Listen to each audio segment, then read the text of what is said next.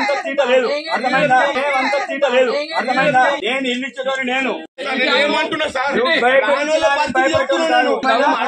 మర్యాదతోటి చెప్తా, మర్యాదతోటి చెప్తా.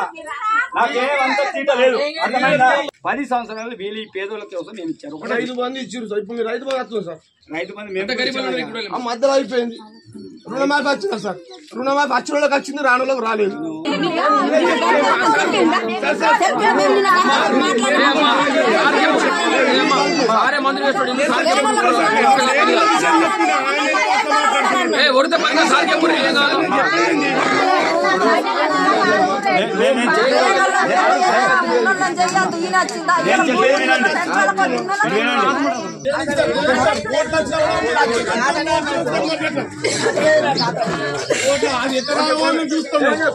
ఏమంత తీట లేదు అర్థమైందా? ఏమంత తీట లేదు అర్థమైందా? నేను ఇల్లు ఇచ్చేటోని నేను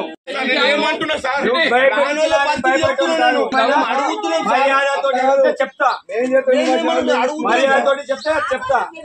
నాకేమంత తీట లేదు అర్థమైందా? 10 సంవత్సరాలు వీళ్ళు ఈ పేదోళ్ళ కోసం నేను ఇచ్చారు. 5 మంది ఇచ్చారు సార్. ఇప్పుడు మీరు 5 మంది వస్తున్నారు సార్. 5 మంది మధ్యలో అయిపోయింది. రుణమాఫీ వచ్చినా సార్. రుణమాఫీ వచ్చిన వాళ్ళకి వచ్చింది, రాని వాళ్ళకి రాలేదు.